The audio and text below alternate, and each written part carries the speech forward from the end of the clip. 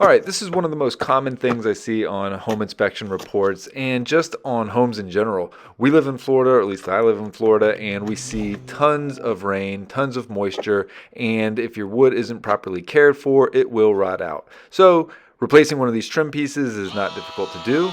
You're going to simply take your square, make a straight line across, and then this is the DeWalt oscillating multi-tool. It is awesome. I do cut a straight line, albeit it's at an angle. It cuts incredibly well, and use it to just cut through this 1x4. And I'm actually trying not to hit the camera here, which is why it's kind of going up. But there is a trick to making sure that your cut is straight, which would be one, just you can secure your square directly to the piece of wood there, and then cut underneath it so that you're not obviously cutting the square, but you're cutting a straight line. You can secure a piece of wood across that line so that the oscillating tool is just kept in a straight line as well. Either way, there's multiple options for you, but once you cut through the piece of wood, simply take either a back of a hammer, pry bar, whatever you need, and pull it off. And should be pretty straightforward behind it. Either the siding is going to continue, or you might have some wood stucco back there.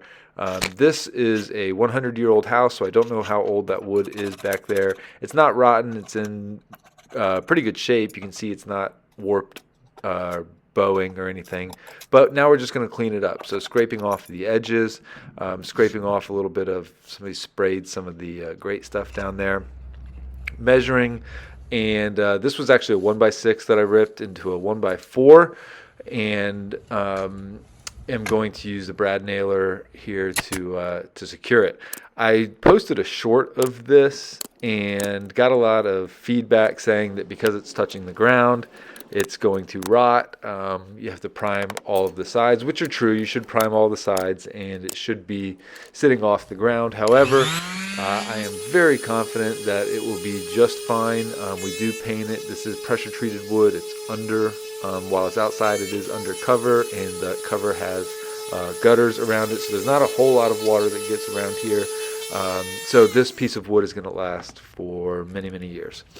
Once we have secured the piece of wood to the wall, take that palm sander there, and we're just making sure all of the edges were nice and flush, so that when we go to blend in the plastic wood, there's no no discrepancy.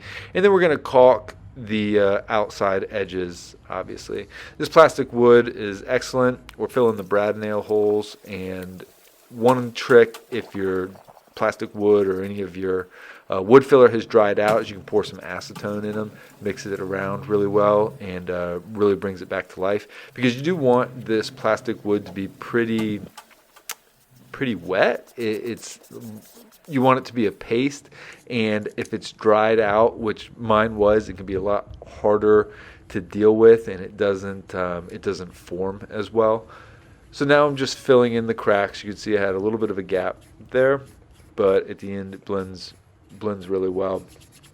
Now, if you can see it, like if you can see the blemish before you go to paint it, you will see it when you paint it. A lot of people think that you can hide it once you go to paint, but you'll see here that once I do apply paint to this, it looks pretty bad. So I didn't need to, but I did a second coat of wood filler. Since I was filming it, I wanted to make sure that that it came out really well.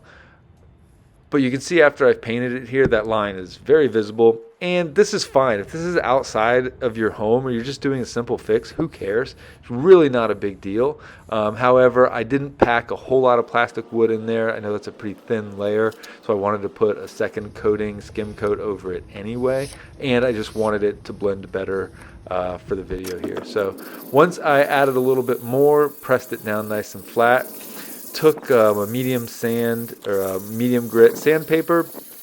Did not use the palm sander because I didn't need that big of a, didn't need that strong of a sandpaper. I really should have a fine grit sand for finishing here, but I didn't, so I just kind of made sure to use it very, very lightly. But then I just sanded it down all the way so that you can't see it. And you have to make sure that this stuff dries. Wait for your plastic wood to dry. If it does not dry, then you're going to be sanding it, and it's just going to make a terrible mess.